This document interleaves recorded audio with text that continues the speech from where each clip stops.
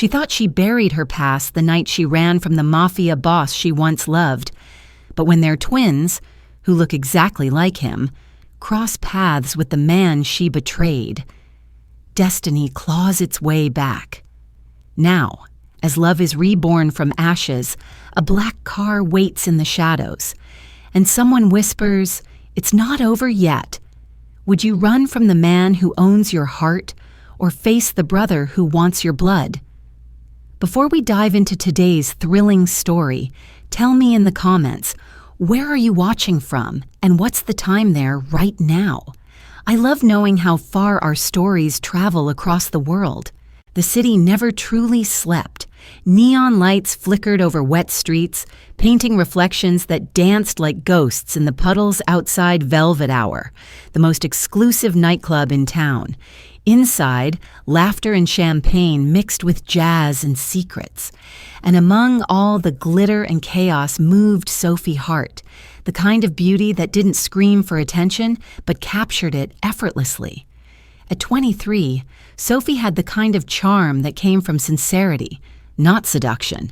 Her chestnut hair was always tied neatly in a ponytail, her uniform perfectly pressed, her smile polite but distant. A smile that said, "I'm here to serve, not to stay." She'd been working at Velvet Hour for 2 years now, long enough to know that wealth often hid loneliness, and charm was sometimes another form of power. The club was owned by Ethan Blake, the city's youngest billionaire CEO, a man whose reputation sparkled like his cufflinks. Women melted under his gaze, business empires folded at his command, and yet the one person who never seemed impressed was Sophie. Ethan adored that about her. Every night he sat at his reserved table near the stage, watching her move between tables with quiet grace. Sometimes he'd send her roses wrapped in silk paper, other times diamond bracelets that she never wore. He had everything money could buy, but Sophie's affection was not for sale. Tonight was no different. The club pulsed with soft music, conversations rising and falling like waves. Sophie carried a tray of champagne glasses, moving gracefully through the crowd. Ethan's eyes followed her every move, a blend of admiration and frustration in his gaze. He couldn't understand why she wouldn't just give in. "Sophie," he called softly when she passed by his table. She turned, smiling politely.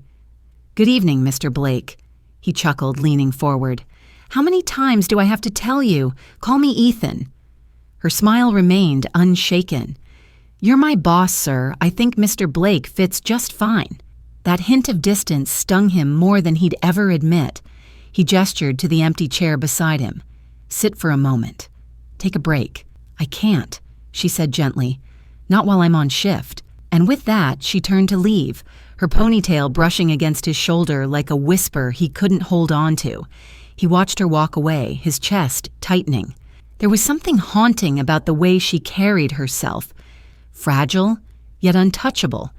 He wasn't used to being ignored, and that made her even more irresistible. But that night, something changed. As Sophie reached the bar to pick up another order, she noticed someone new. A man she'd never seen before. Tall, broad-shouldered, dark suit, perfectly tailored. He wasn't laughing like the others or surrounded by company. He sat alone, quiet, his gaze heavy and cold. There was something about him, something unsettling. His eyes were the color of winter, icy blue, emotionless, but full of unspoken stories. When he looked at her, she froze. The tray in her hands trembled slightly before she caught herself.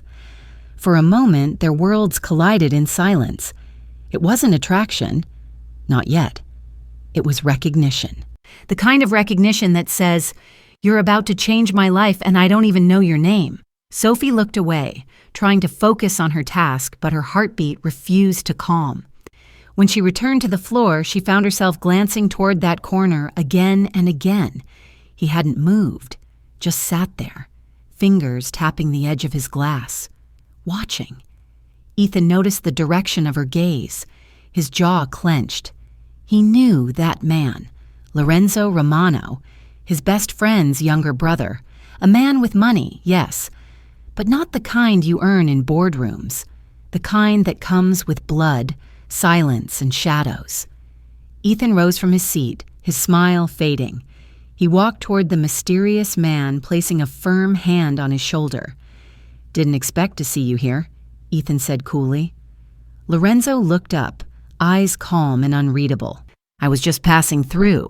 Velvet Hour isn't exactly a place you pass through," Ethan replied.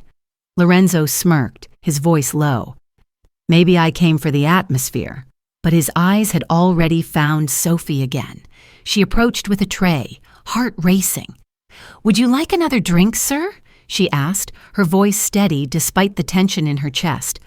Lorenzo tilted his head, studying her. "What do you recommend?" Her lips parted slightly. "Depends on what you're in the mood for." His smile deepened, dangerous and slow. Something strong, something that burns a little. Ethan watched the exchange with silent irritation. Sophie didn't notice. For reasons she couldn't explain, she felt drawn to this stranger, as if his presence carried both danger and comfort. When she turned to leave, Lorenzo's voice followed her.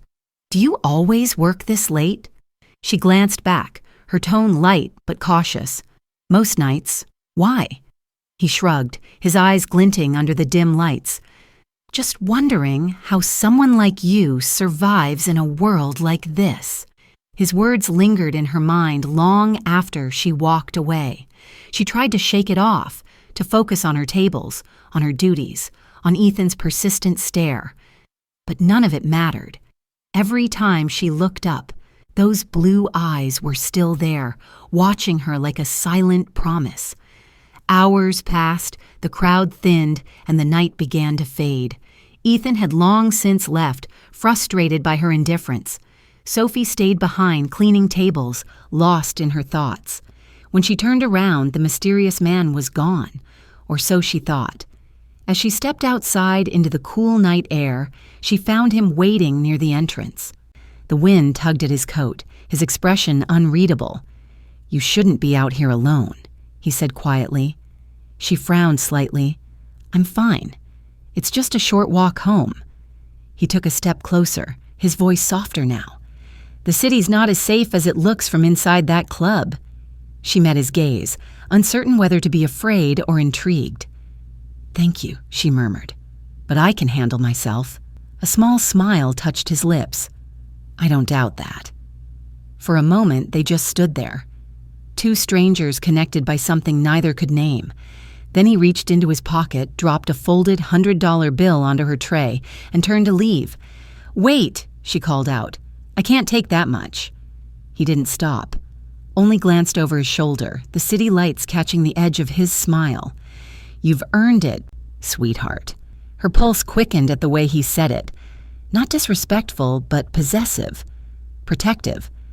Before she could respond, he was already walking away, his footsteps fading into the night. She watched him disappear into the dark, an ache she couldn't explain growing in her chest. Something about him scared her, and yet she wanted to see him again. The street was quiet now, only the sound of the rain beginning to fall.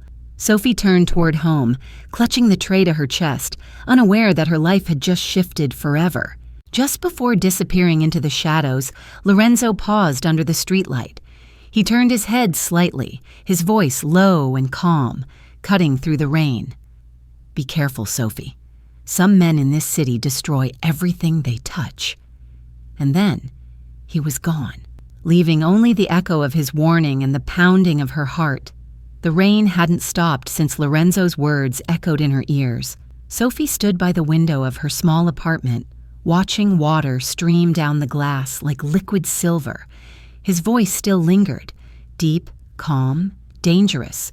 "Be careful, Sophie. Some men in this city destroy everything they touch." She didn't know why those words unsettled her so much. Maybe because they sounded like a warning, but also a confession.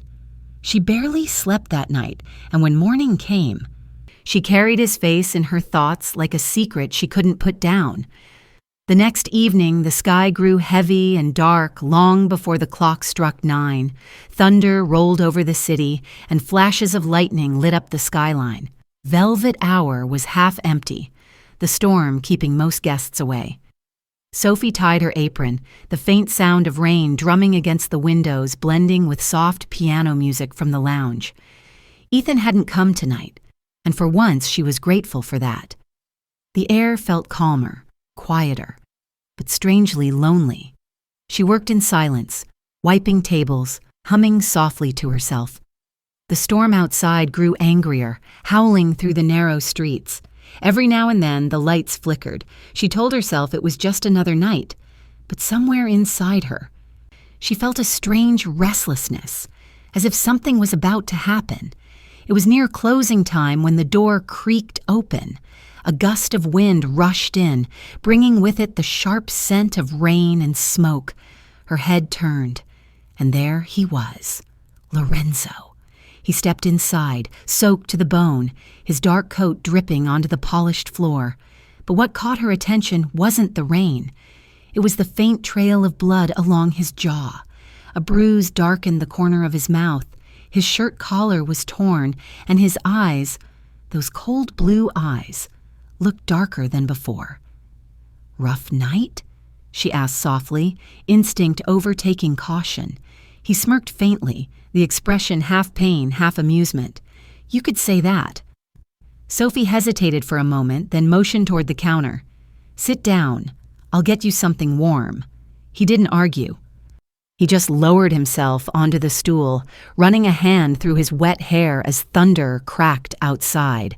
She poured a cup of coffee, the steam rising between them like a thin veil. When she placed it before him, his fingers brushed hers, cold, rough, trembling just slightly. "Thanks," he murmured. The lights flickered again. Sophie grabbed a towel, stepping closer. "Let me clean that," she said, pointing to the cut on his cheek. He started to protest, but she gave him a look that silenced him instantly. It was strange how easily he obeyed her.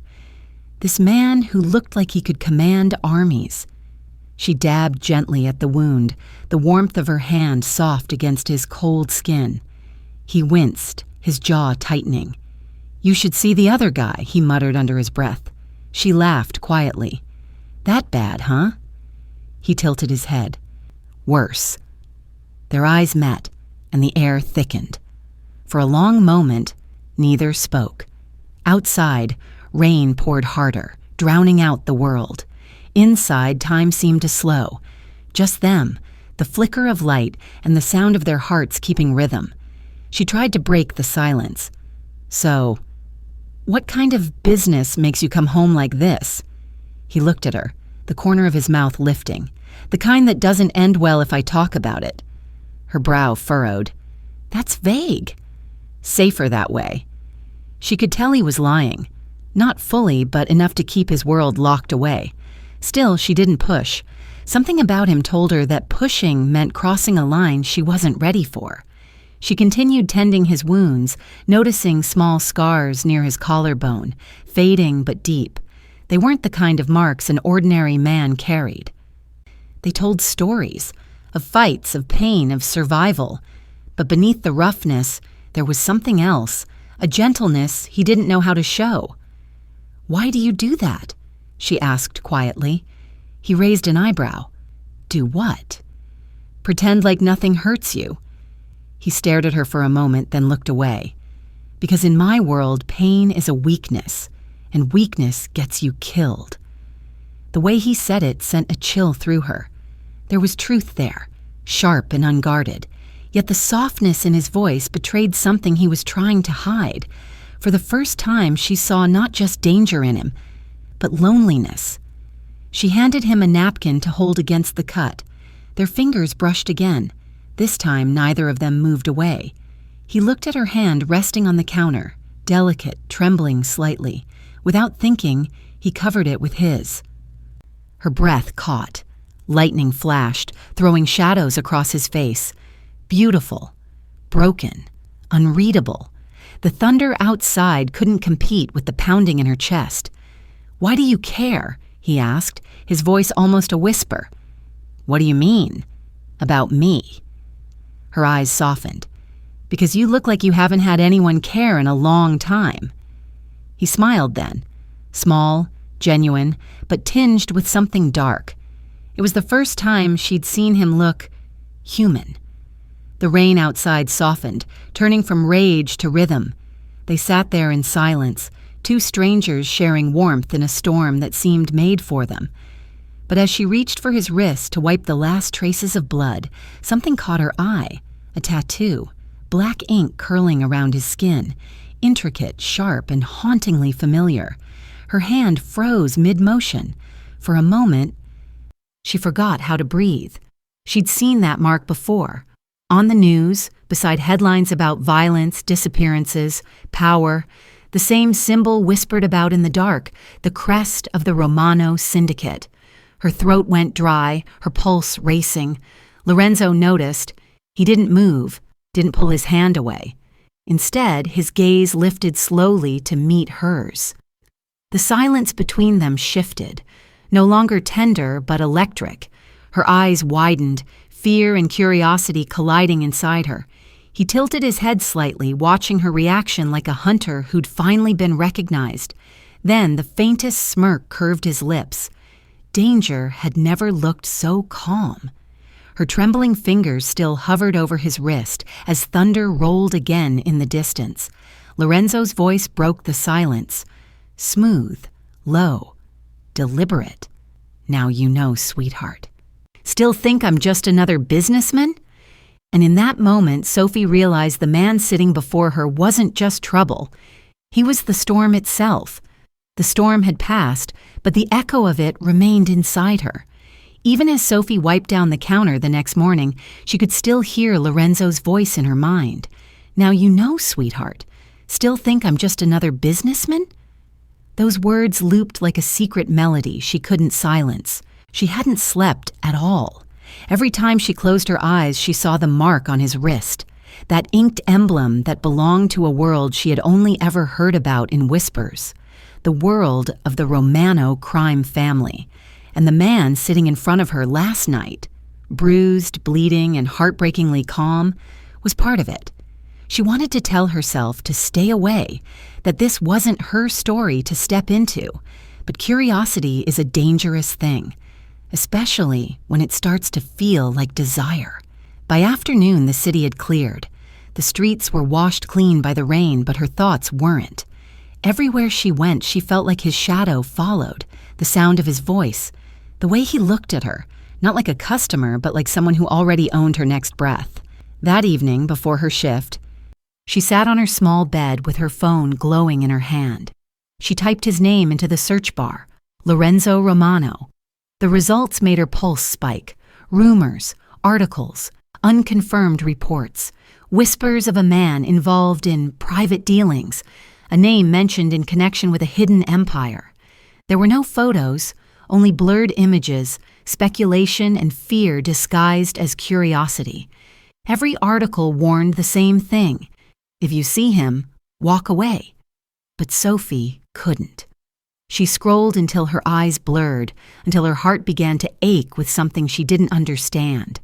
A mix of fear, intrigue, and something dangerously close to fascination.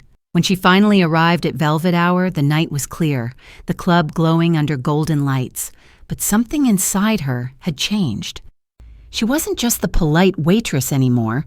She was a woman who had seen something forbidden and couldn't unsee it. The first few hours passed quietly, but then, just as she was serving drinks to a private table, she felt it, that familiar weight in the air.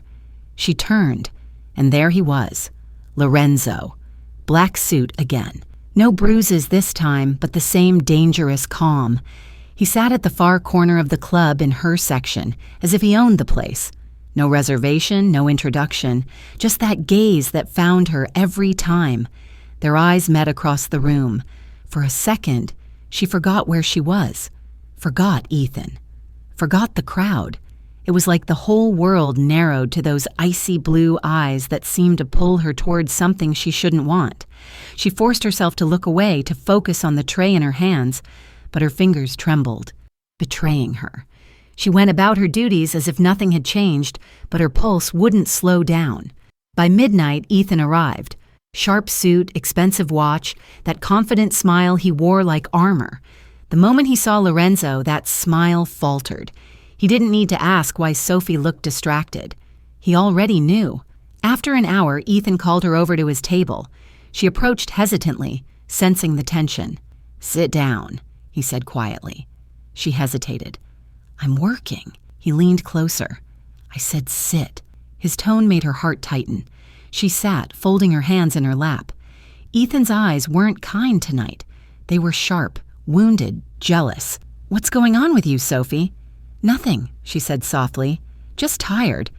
He gave a dry laugh. Tired or distracted? Her silence was answer enough. Ethan's voice dropped lower. "I saw the way you looked at him. Lorenzo Romano." The name sent a chill down her spine. She opened her mouth to deny it, but he cut her off. "Don't," he said. "You don't know who he is." "I know he's your friend's brother," she murmured. He leaned in, his voice barely above a whisper. "He's not a friend. He's a monster who hides behind expensive suits and polite smiles, the kind of man who ruins people just because he can." Sophie swallowed hard, but her eyes didn't drop. "Then why do you know him?" Ethan froze for a moment, then looked away. "Because you can't survive in this city without getting your hands dirty," he said bitterly. "And I learned that the hard way." She didn't know what to say. Part of her wanted to listen to him. Part of her wanted to run. But another part, the part that had felt Lorenzo's hand beneath hers, that had seen the flicker of vulnerability in his eyes, refused to believe that was all he was. "Stay away from him," Ethan said, his voice breaking for the first time. "He's not who you think he is." And then, quieter, "I care about you, Sophie. Don't make me watch you get hurt." For a moment, she almost promised him. Almost. But the truth was, she didn't even understand what she felt. Curiosity had already turned into something deeper, something reckless. When her shift ended, the night had grown colder. She stepped outside, the air crisp against her skin, the city humming softly under the moonlight. She wrapped her coat tighter and started down the street. Her thoughts were chaos. Ethan's warning, Lorenzo's smile, the mark on his wrist. Halfway to the corner, she saw it. A black car parked across the street. Sleek. Silent. And then she saw him. Lorenzo, leaning casually against the door, cigarette in hand, smoke curling around his face like fog. The streetlight caught in his eyes, that same icy calm that both frightened and fascinated her. Her steps slowed. He crushed the cigarette beneath his shoe and straightened. For a moment, neither spoke. The city's noise faded. Only the sound of her heartbeat remained. Then, in that deep, velvet-smooth voice, he said, "You've been looking for me, haven't you?" Her lips parted, but no words came out. He smiled faintly. Not mocking, just knowing. Before she could gather her thoughts, he opened the car door with a quiet click. "Get in," he said softly, his tone unreadable. The wind lifted her hair as the rain began to fall again, soft and slow. Sophie stood frozen on the curb, her reflection trembling in the black paint of his car. One step could change everything. One word could seal her fate. And as their eyes locked in the glow of the streetlight, she realized the danger she feared most was the one her heart already wanted. The night air was heavy with secrets. The city slept under the blanket of stars, unaware of two hearts falling into a dangerous rhythm. Sophie slipped into Lorenzo's car as quietly as the wind. His black car always waited for her by the curb, gleaming like a shadow with a heartbeat. He didn't speak at first, just looked at her with those icy eyes that somehow made her feel safe and terrified all at once. She smiled nervously, brushing a strand of hair from her face, pretending not to notice how his gaze lingered a moment too long. Then he started the engine, and the world outside blurred into streaks of gold and rain. They drove in silence through empty streets, past sleeping shops and flickering streetlights. Sophie watched his hands on the steering wheel, veins tense, knuckles bruised, reminders of a life she didn't fully understand. Yet tonight, he looked peaceful. She leaned back, watching his profile against the glow of the dashboard, thinking how strange it was that danger could look this beautiful. When he finally spoke, his voice was low and calm, like thunder before a storm. Do you ever wonder what it's like to see the city from above? Not from the ground, not through windows, but from a place where no one can reach you? Sophie looked at him, puzzled but intrigued. Maybe, she said softly, but I think I'd be afraid to fall. He turned to her then, eyes dark and deep. Falling isn't the problem, Sophie. It's landing that hurts. He parked near the cliffs that overlooked the ocean. The waves crashed violently against the rocks, as if echoing their unspoken thoughts. Sophie stepped out, the cold wind biting at her skin. Lorenzo followed, standing close enough for her to feel his warmth. They stood there side by side, watching the restless water. For a long time, neither spoke. Then he said, almost to himself, "Sometimes I come here to remind myself that no matter how dark life gets, the sea never stops moving. It takes every hit and still keeps going." Sophie looked up at him, realizing there was so much more beneath his calm exterior. His words carried pain, regret, maybe even guilt. She wanted to ask what he meant, but something in his expression stopped her. Instead, she simply whispered, "You're not as cold as you pretend to be." He gave a faint smile. "You see too much."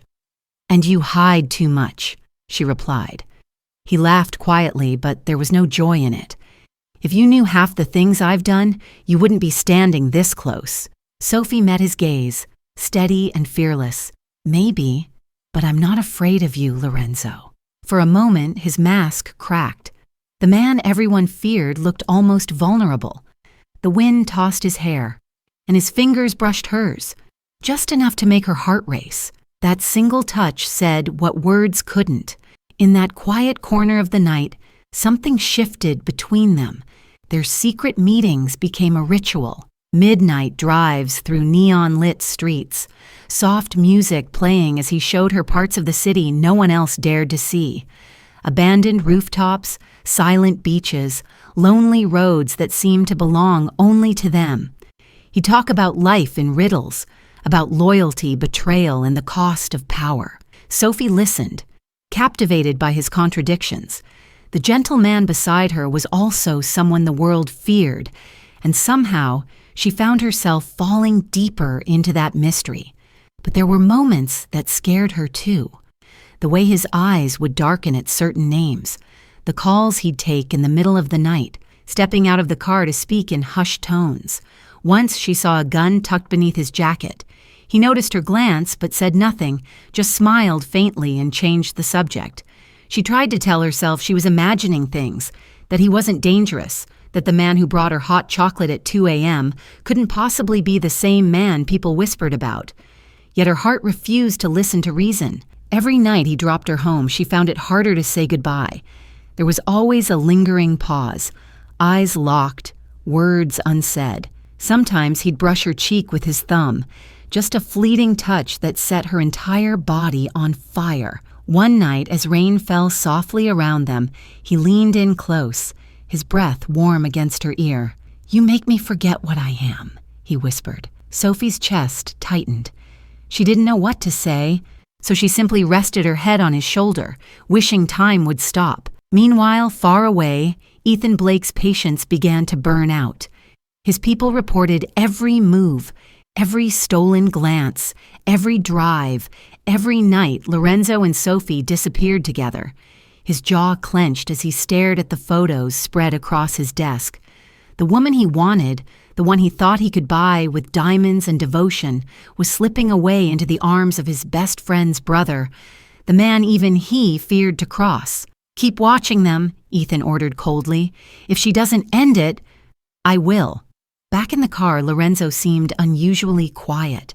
Sophie noticed the tension in his shoulders. She wanted to ask what was wrong, but before she could, he pulled up near her building. The night was calm for once. The storm had passed, leaving the air cool and heavy with the scent of rain. She turned to him, smiling gently. "Thank you for tonight." He nodded, eyes soft. "You don't have to thank me." "Then what should I do?" she teased lightly. He leaned closer, voice low. Just stay safe, Sophie. She was about to reply when it happened. A red flicker glided across his chest, small, fast, and precise. Sophie's eyes widened, confusion turning into horror. "Lorenzo!" she gasped. He followed her gaze, and in that split second, realization hit. The red dot trembled over his heart. His expression shifted, calm, sharp, deadly. "Get down!" he barked, grabbing her just as the shot fired. The crack of the bullet echoed through the quiet street. Glass shattered. Sophie screamed as Lorenzo pulled her down, shielding her with his body. For a moment, everything went silent, except the pounding of her heart and the smell of gunpowder hanging in the air. Then she saw it. Blood on his sleeve. He looked at her, half smirking despite the pain, and whispered, "Looks like someone doesn't like our midnight drives." The room smelled of smoke and fear. The night was still echoing in Sophie's ears. The gunshot, the shattering glass, Lorenzo's sharp command as he pulled her down beneath him. Now, hours later, the chaos had faded into a fragile silence. His shirt was soaked with blood, his breath shallow but steady. Sophie's trembling hands pressed against his wound, tears streaking her face as she whispered, "You're going to be okay. Please, just hold on." Lorenzo's men arrived within minutes, silent, efficient shadows who moved like ghosts. They carried him to her apartment because the hospital was out of the question. Too many questions. Too many enemies watching. When they left, the tiny space was filled only with the hum of the rain and Lorenzo's ragged breathing. Sophie worked through the night, her heart racing with every sound he made. She cleaned the wound carefully, biting back tears. Her hands shook as she wrapped the bandage tight around his shoulder. The sight of his blood made her chest ache. This was no small accident, no misunderstanding. Someone had wanted him dead. Lorenzo stirred, groaning softly as his eyes fluttered open. He looked disoriented at first, then found her face. "You should have run," he murmured weakly, his voice rough like gravel. "I couldn't," she whispered, pressing a damp cloth against his forehead. "You saved me. You think I'd just leave you bleeding on the street?" He gave a faint smirk, even in pain. "You're trouble, Sophie." "Look who's talking," she said, tears glinting in her eyes. Hours passed. She didn't sleep. She sat by him, watching his chest rise and fall. Every so often she'd reach out to check his pulse or brush a lock of hair from his forehead. The world outside kept turning, but inside that small apartment, time stood still. By morning, he was awake again, leaning against the couch with a grim expression. Sophie stood by the window, her arms wrapped around herself. She wanted to scream, to demand answers, but fear kept her quiet. When she finally turned to him, her voice cracked. "Who are you really, Lorenzo?" He didn't answer at first. His gaze was distant, fixed on the sunlight creeping through her curtains. Then slowly he sighed. "You already know, don't you?" "I want to hear it from you," she insisted, stepping closer. "No more half-truths, no more pretending." He looked up at her, tired, raw, stripped of every lie. "Yes," he said quietly. "I'm the man they fear. I'm the one you've seen on the news. The name no one says out loud. I run things you shouldn't know about." Sophie's throat tightened. "So it's true. You're a mafia boss." He didn't flinch, didn't deny it. Instead, he leaned forward, pain flickering across his face as he met her eyes. "Yes, but I'd burn this entire city to the ground before I let anyone touch you." The words hit her like thunder, terrifying, beautiful, reckless. Her heart pounded in her chest. She wanted to run, but something inside her refused to move. She could see it now. The war behind his calm, the violence beneath his charm. And yet, the man bleeding on her couch wasn't a monster to her. He was the same man who watched city lights with her, who made her laugh when she wanted to cry. "Why didn't you tell me?" she whispered. "Because I didn't want you to look at me the way you're looking right now," he said softly, "like I'm already lost." Her eyes filled with tears. "You're not lost. You're just broken, he chuckled bitterly. And you think you can fix me? No, she replied, her voice trembling. But maybe I can love you enough that you stop breaking yourself. The room fell silent. The storm outside had faded, replaced by a heavy stillness. Sophie knelt beside him, her hand brushing against his cheek. His skin was warm, his eyes darker than ever. You shouldn't care for me, he warned again, voice rough. Too late, she said, barely above a whisper. He reached out, his fingers tracing her jaw, slow and uncertain. Sophie. She leaned closer, tears catching the light. Don't say anything. Their lips met, hesitant at first, then desperate. It was a kiss filled with everything they couldn't say: fear, anger, longing, surrender. She tasted the salt of her own tears as his hand slid to the back of her neck, pulling her closer. His heartbeat pounded against her chest, strong and alive. When they broke apart, she pressed her forehead to his. Promise me, she whispered. Promise me you'll stop getting hurt. He gave a half smile. I can't promise that, but I can promise I'll always come back to you. They stayed like that, tangled between light and shadow, until the sound of his phone broke the fragile peace. Lorenzo froze, the softness in his eyes hardening again. He reached for the phone with his uninjured hand, his tone suddenly sharp. What? Sophie watched as the color drained from his face. He listened in silence, his expression shifting from irritation to cold fury. When the call ended, he sat still for a moment, jaw tight, breath shallow. Lorenzo, she asked softly, what happened? He turned to her slowly, eyes like ice. His voice was low, controlled, but beneath it there was a storm. It was Ethan, he said. Sophie blinked, not understanding. Ethan? What about him? Lorenzo's gaze darkened, and the phone creaked in his grip. It was Ethan who ordered the hit. The phone slipped from Sophie's hand. Her mind spun as the truth sank in. The man who had always claimed to love her, the billionaire who showered her with gifts and promises, had tried to kill the one she loved. Lorenzo's knuckles went white as he whispered, He wanted me dead. But he almost killed you. His eyes lifted to hers, sharp with vengeance. Now he's going to learn what it means to cross me. The night had never felt so cruel. Sophie's apartment still carried the scent of him, the faint cologne that lingered in the air, the ghost of his touch on her skin. She just closed her eyes for a moment, exhausted from the storm that had shattered her world. Lorenzo's words echoed in her mind, dark and furious. Now he's going to learn what it means to cross me. She didn't know whether to be terrified or heartbroken. Ethan, the man who once looked at her with devotion, had tried to kill the man she now loved. The thought burned inside her chest like fire. She pressed her hand to her heart, whispering his name, praying he wouldn't do something reckless. But deep down, she knew Lorenzo didn't make empty threats. Outside, the city was silent, as if holding its breath before chaos. Sophie decided to step out for air, wrapping her coat tightly around her shoulders. The streets glistened with rain and the cold wind bit at her face. She walked quickly, eyes darting to every corner, nerves raw. Her instinct screamed that something was wrong. A black SUV rolled slowly down the street behind her. She didn't notice it at first, but then she heard the soft squeal of brakes. Too close. Her steps quickened. The sound of doors opening made her freeze.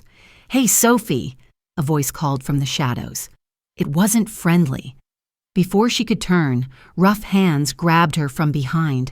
A scream caught in her throat as a cloth pressed against her mouth.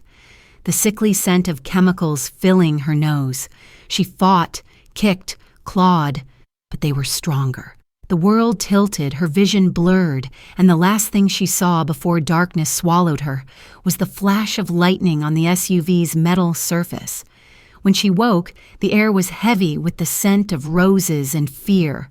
Her wrists ached, tied tightly with rope. The room was dimly lit, Elegant but cold, the kind of place that looked beautiful until you noticed the locked windows and the absence of sound. Her heart raced. Then she heard the footsteps, slow, deliberate. The door opened, and there he was, Ethan Blake. His suit immaculate, his eyes tired but burning with obsession. He looked like a man who had lost everything and decided to take the world down with him. "Ethan," she whispered, her voice trembling, "why are you doing this?"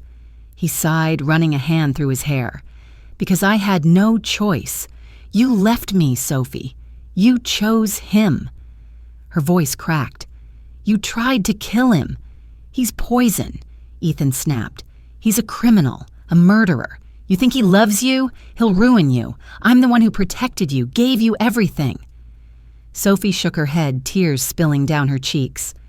"I never wanted your gifts, Ethan. I just wanted peace. You don't love me. You want to own me." Ethan's expression hardened. He stepped closer, his shadow falling over her. "You'll understand one day. You belong to me, not to that criminal." She flinched, the ropes cutting deeper into her wrists as she struggled. "You're wrong. I don't belong to anyone." His jaw clenched, but there was pain behind his anger. "You'll see. Once he's gone, you'll come back to me." Her blood turned cold. "What do you mean, once he's gone?" He smirked faintly.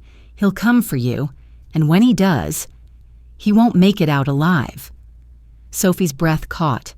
"No, Ethan, please don't do this. You don't know what you're starting." But Ethan only turned away, pulling out his phone. His tone was calm, almost casual. "Guard the doors. No one enters or leaves unless I say so." When the door shut, Sophie's heart broke into 1,000 pieces. She struggled against the ropes until her skin burned, whispering his name through tears. "Lorenzo, please find me." Miles away, the city trembled under Lorenzo Romano's fury. The call had come an hour after she disappeared. His men reported the broken glass near her building, the faint trace of tire marks, the silence where her laughter used to be. His jaw tightened, veins standing out on his neck as he stared at the photograph of Ethan on his phone.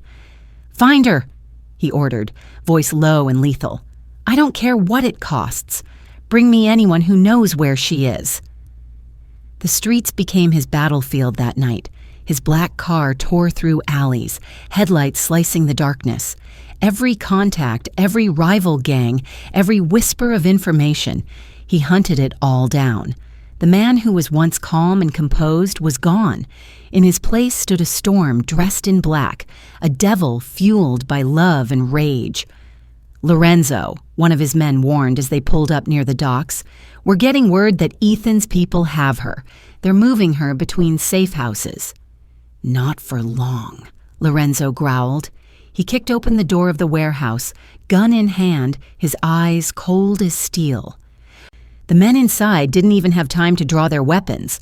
The sound of gunfire echoed through the walls, short and final. He didn't speak again until the last man dropped. Then he turned to his lieutenant. "Burn this place. Send them a message."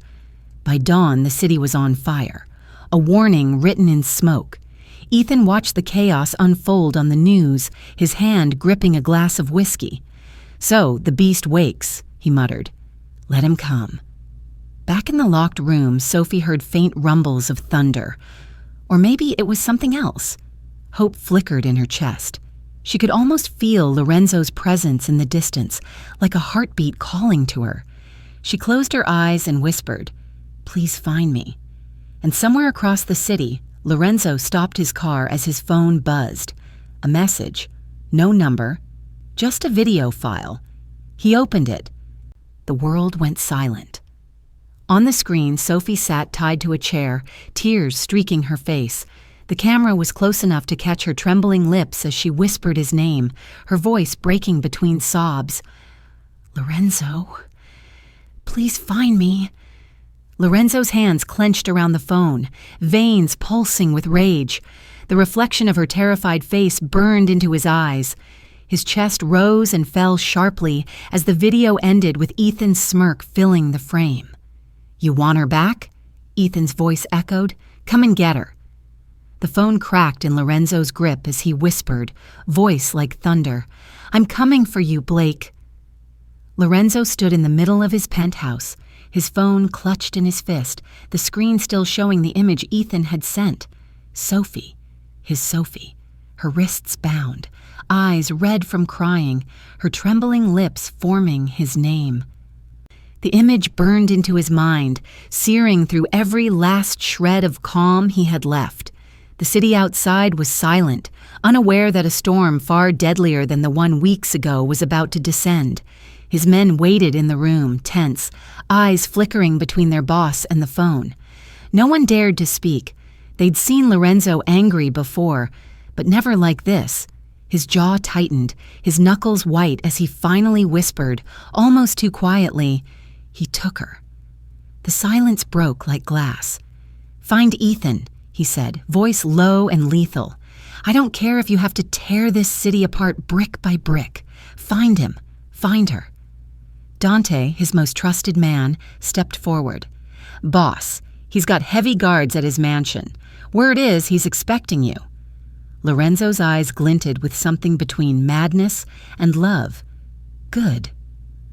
Let him expect me." He turned away from them, striding to his weapons cabinet.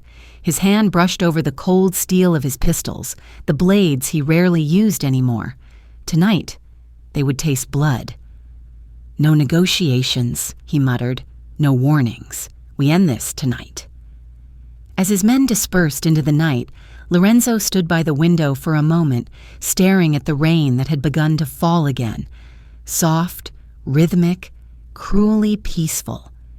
Somewhere in that same storm, Sophie was alone, terrified, whispering his name. He could almost hear her voice echoing in his head, soft and trembling. That was all he needed. Meanwhile, Sophie sat tied to a chair in the dimly lit room, the sound of thunder rolling in the distance. Her wrists ached from the ropes, her throat burned from crying. Ethan sat across from her, his expression torn between obsession and madness. He had once been gentle, her friend, her co-worker, but the man before her now was something else entirely. "You don't understand," he said, his voice trembling with anger. "He's poison, Sophie. You think he loves you? He'll destroy you." She stared at him, her fear turning to defiance. "You already have," she whispered. "You think keeping me here makes you any better than him?" His jaw tightened. "I'm saving you," he said. "You just can't see it yet." Sophie turned her head away, tears sliding down her face. "If this is love, Ethan, then I'd rather die in Lorenzo's arms than live in yours." Her words hit him like bullets. He slammed his fist into the wall, leaving a dent in the plaster. "You'll see," he hissed. "When he comes for you, he'll bring death with him. And when he does, you'll finally understand what kind of monster you've fallen for." She looked at him through her tears, her voice trembling but steady. "Maybe he's a monster," she said, "but at least his monsters come with truth." Ethan turned away, shaking with rage. He left the room, locking the heavy door behind him. Sophie sagged against the ropes, her heart pounding. Somewhere out there she knew he was coming. He had promised he'd protect her, and she believed him. Back at Lorenzo's headquarters, engines roared to life. The convoy moved through the dark streets, headlights cutting through the mist. Lorenzo sat in the front seat, drenched in tension.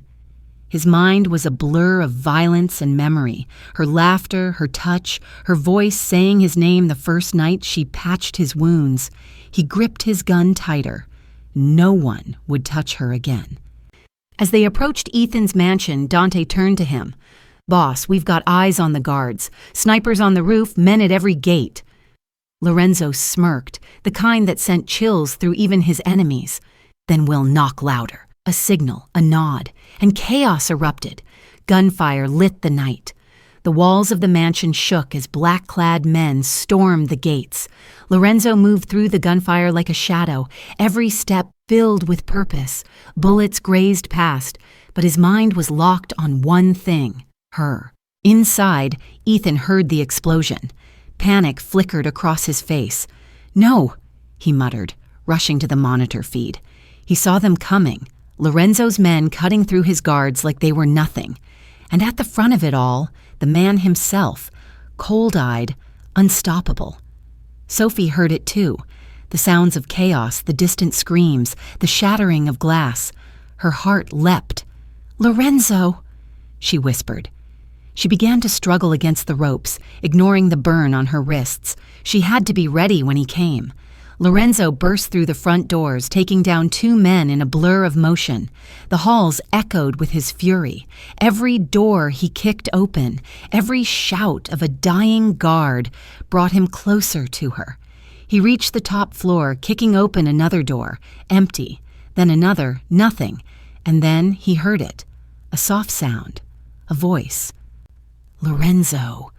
He turned sharply, following the sound down the hall.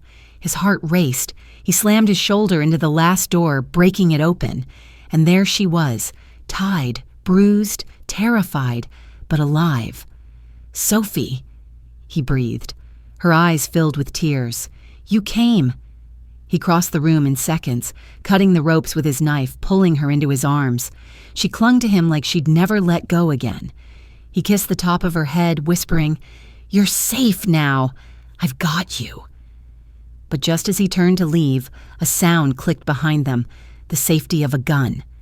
Ethan stood in the doorway, his eyes wild, his hand trembling as he aimed at Lorenzo's back. Sophie gasped, stepping in front of him instinctively. "Ethan, don't!"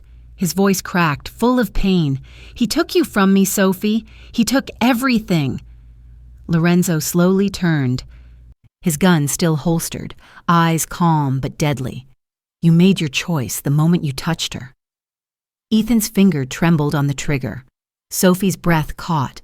Rain poured outside, thunder roaring like judgment. And then a gunshot exploded in the room. Sophie screamed, her eyes wide. Someone fell to the floor. But in the smoke and chaos, it wasn't clear. Who pulled the trigger? The echo of the gunshot hung in the air like a ghost. Smoke curled lazily from the barrel of Ethan's gun, mixing with the smell of gunpowder and rain drifting through the broken window. Sophie's scream still trembled in the room, her body frozen as her wide eyes darted between the 2 men she cared for in such different, destructive ways. Lorenzo staggered back a step, his dark shirt blooming red across his shoulder. The bullet hadn't hit his heart, but it was close. He clenched his jaw, pain flashing through his eyes, yet his stance never faltered. He lifted his gun with icy precision, aiming directly at Ethan.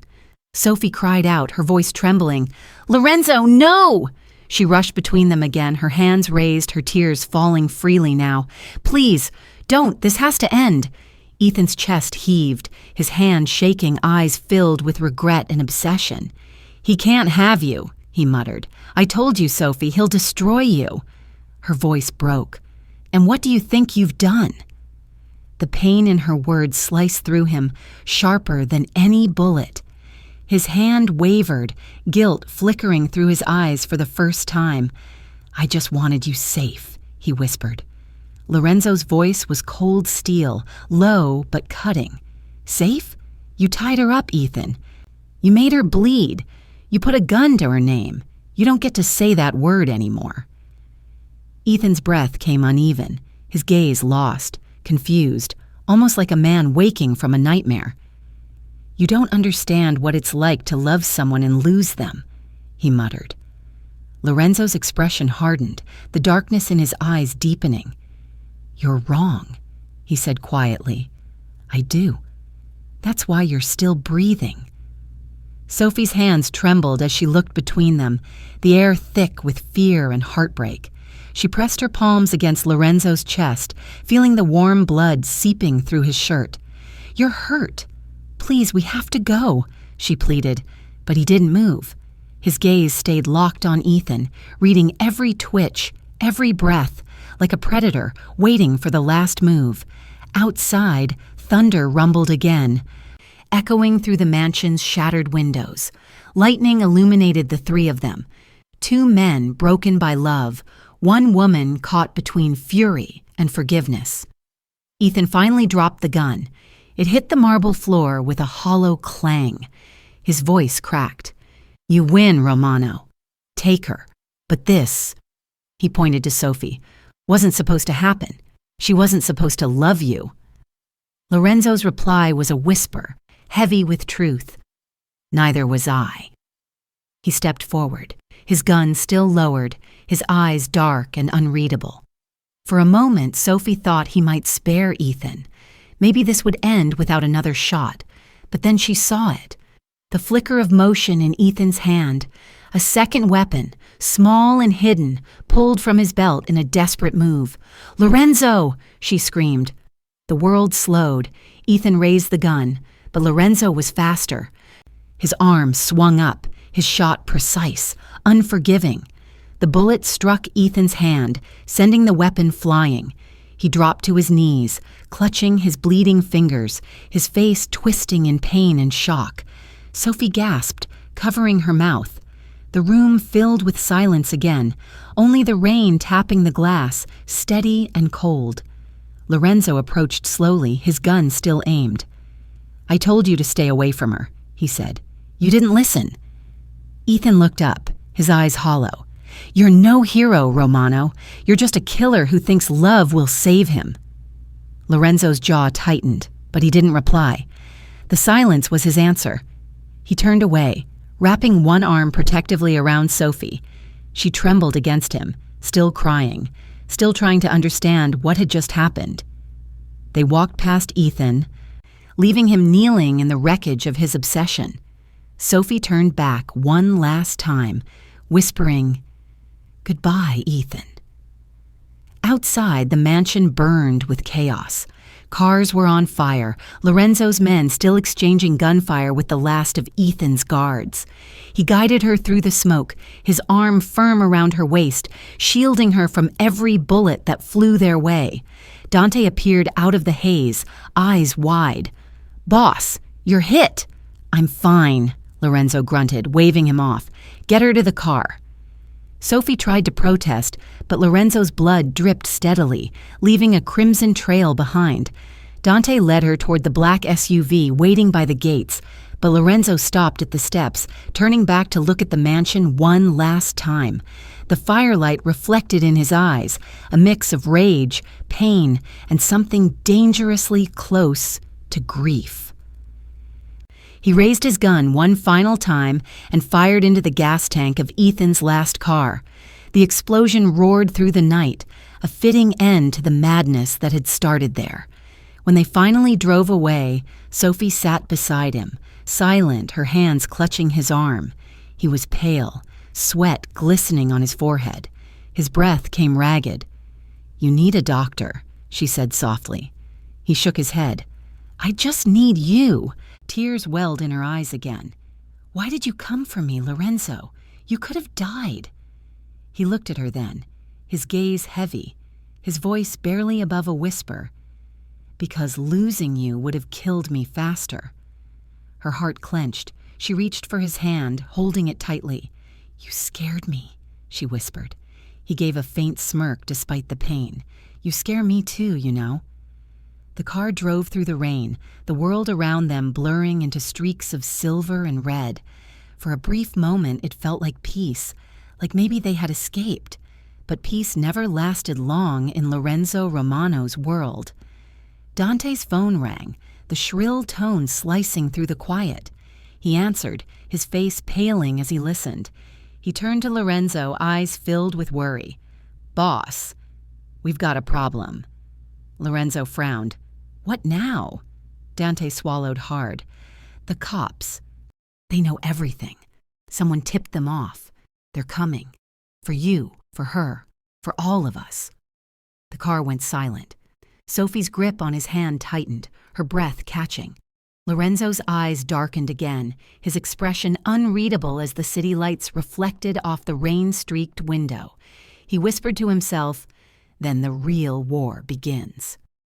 In the distance, red and blue lights began flashing through the rain-soaked streets, sirens wailing louder, closing in. Sophie turned to him, fear flooding her eyes. Lorenzo met her gaze, his hand brushing her cheek softly before he said, "Whatever happens next, don't let go."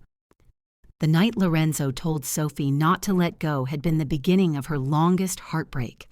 The sirens had screamed through the city like a warning she couldn't unhear, and in that noise, she had seen what her love for him truly meant: danger, blood, and endless running. She loved him enough to walk away. She disappeared before dawn. One note on the kitchen table, her handwriting trembling across the paper. "Forgive me, Lorenzo, but if I stay, I'll destroy you." He'd searched every corner of the city, every shadowed alley, every coastal town he could think of. But Sophie knew how to vanish. She changed her name, sold her phone, and took only the memories she couldn't burn. Now, months later, she stood by the edge of a lonely beach, the wind pulling at her hair. Her hand rested unconsciously on her stomach, where a quiet secret had already begun to grow. She whispered into the sea breeze, "You'll be safe, little one. You'll never know the sound of gunfire or the smell of blood." The waves answered with silence. In a small rented room above an old bakery, Sophie built a new life from ashes. She found work as a waitress again, in a cafe that overlooked the ocean instead of neon lights. The locals were kind, asking no questions about her past. She told them her name was Clara, a soft lie that felt less painful than the truth. Nights were the hardest. The wind outside would howl like engines on distant highways, and she'd wake in tears, reaching for a man who wasn't there. Sometimes she would scroll through old photos, ones she'd secretly kept hidden. His smile, his rough hands brushing her cheek, the promise in his eyes that he'd keep her safe, no matter what. But he couldn't protect her from herself. The months stretched into seasons. Her belly grew, and so did her fear. Yet whenever she felt the small kicks inside her, she'd smile through the tears. "You're strong," she would whisper, "just like your father." When her babies came, 2 boys, fragile and perfect, she held them close, breathing them in like salvation. Their eyes, pale and sharp as ice, mirrored Lorenzo's so perfectly that it hurt to look at them too long. She named them Leo and Luca, her little miracles. Life became a quiet rhythm. Morning walks along the shore, laughter echoing through the narrow streets, the smell of salt and sugar in the air from the bakery below. She painted her life in soft colors, but deep down she carried a storm that never stilled. Sometimes she would dream of him. Lorenzo, standing in the doorway of her small apartment, his eyes filled with disbelief and longing. She'd wake from those dreams, crying, whispering his name like a prayer, but she never reached out. Not once. Because if she did, he would find her, and everything she'd sacrificed to protect would burn again. Meanwhile, in another city, Lorenzo Romano was slowly dying on the inside. His empire stood strong, his enemies scattered, but his heart had turned to glass. Every time he saw her name flash across an old message, he would replay her last words in his head, trying to understand what he'd done wrong. He told his men to stop looking for her after a year, but he never stopped looking himself. Every face in every crowd became her shadow. Every woman with dark hair made him turn his head, hoping, aching.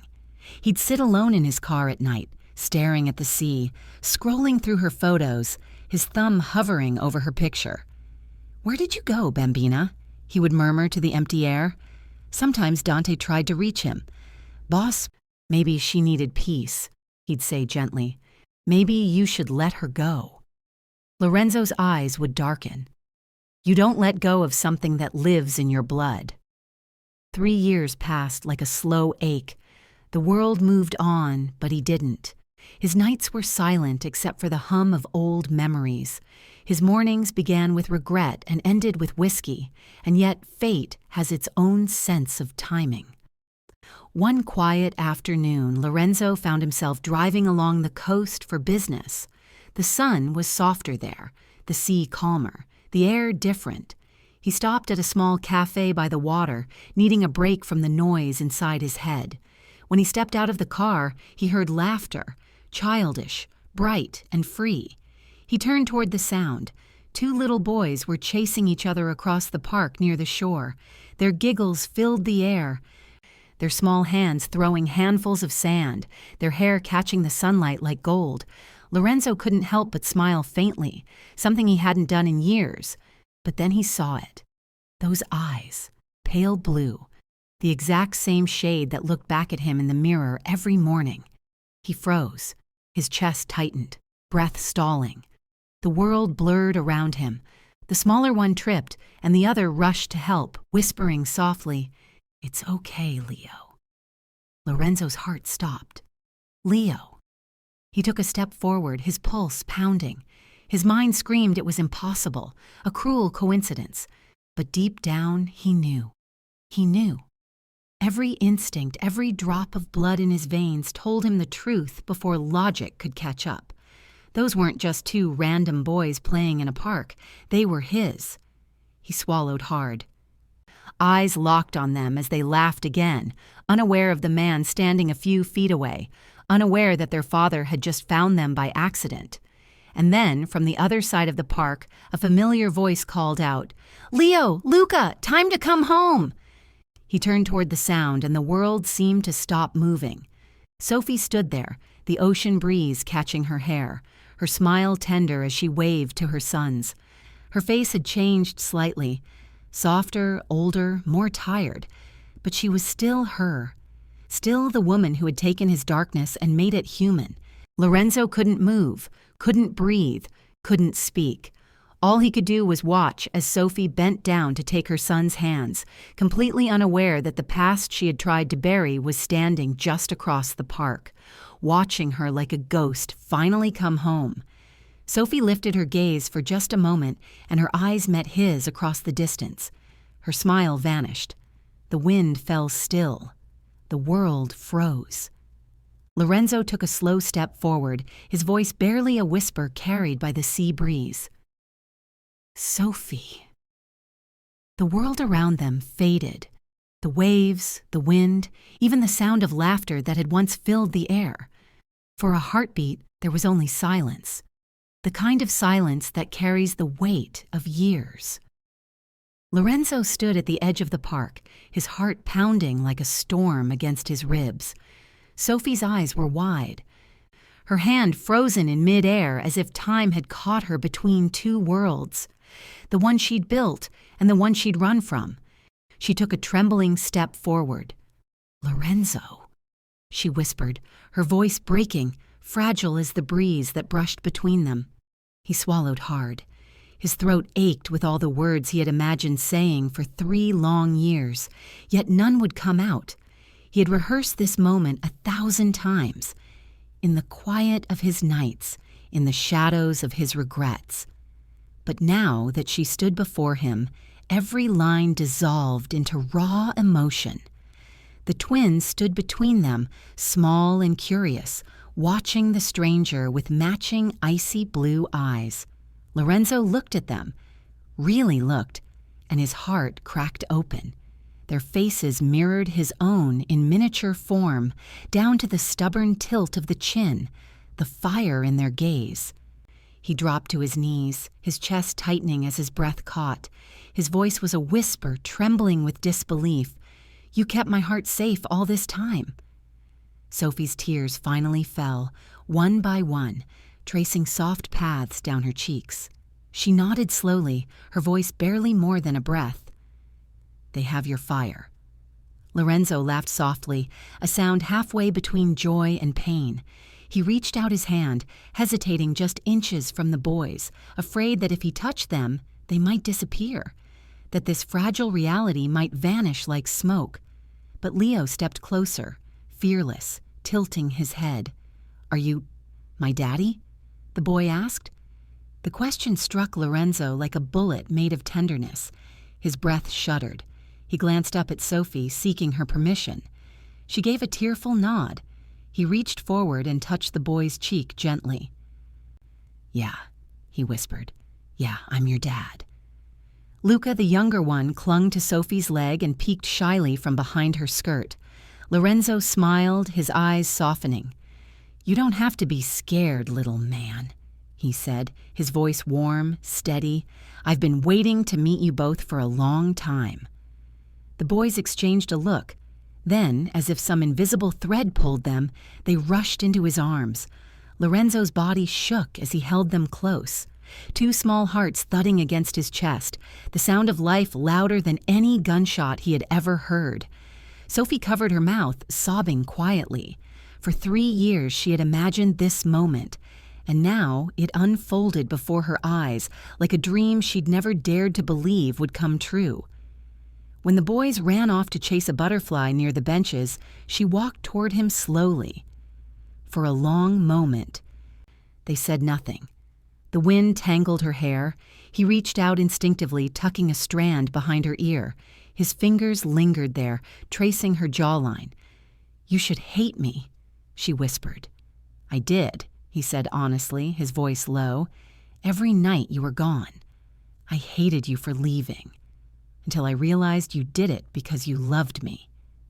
Her lips trembled. "I couldn't let them grow up in your world. I couldn't let them see the blood that followed your name." He nodded, pain flickering across his face. "I left that world behind, Sophie. After you disappeared, it didn't mean anything anymore.